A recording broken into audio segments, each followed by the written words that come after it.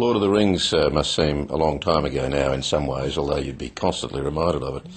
But you're now reliving that great fantasy ride via The Hobbit. But how different is it this time, writing it but not directing? Well, I haven't really got to the point of quite getting my head around how different it's going to be, because obviously we haven't started shooting it yet. But we're writing the script at the moment, and I'm enjoying that. You know, I basically the same team that wrote Lord of the Rings, Philippa Fran and myself, are doing the script with Guillermo del Toro is also helping us this time round. So, you know, I was worried a little bit about the script writing, because I thought, if we get together and we got to write this, is it going to have changed? Is the 8 or 9 years that's gone by since we last wrote Lord of the Rings going to have, is it going to have changed anything? Are we going to feel alienated from it? Is it going to be difficult? But as it was, we slipped right back into it. It was just like meeting old friends again, the characters, Bilbo and Gandalf, and so right now we're still in the middle of the writing. But you're filling in some gaps too, aren't you?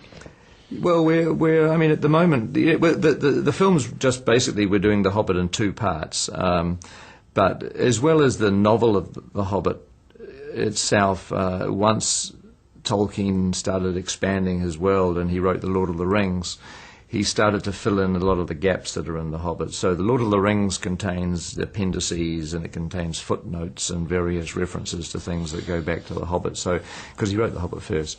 And so The Lord of the Rings itself kind of expands on the world of The Hobbit. So we're able to adapt not just the novel of The Hobbit, which is reasonably slender novel, but we're able to put all the extra bits and pieces in that Tolkien added to Lord of the Rings to sort of make it quite a bigger epic that really does feel like a great prelude to Lord of the Rings. So how's it taking shape? It's good. We should be finished with the writing by the new year, and all things going well, because we have to, once we've got the scripts written, we've got to figure out what the budget's going to be, and then New Line and Warner Brothers have to decide if they're prepared to back the film. And then, if that all goes smoothly, we should be shooting by the middle of the year. Was it really worth it, taking on New Line, as you did, challenging them over the audit on Lord of the Rings? I'm filling in between the lines here. I assume it wasn't so much about the money as about the thought that perhaps you were being taken.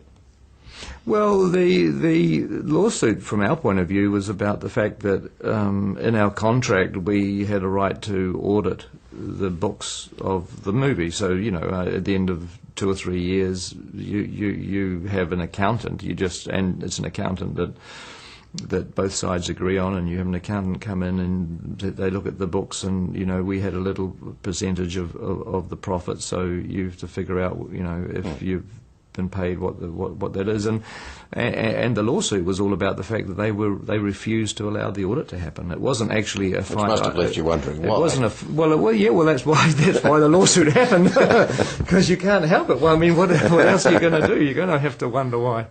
Exactly.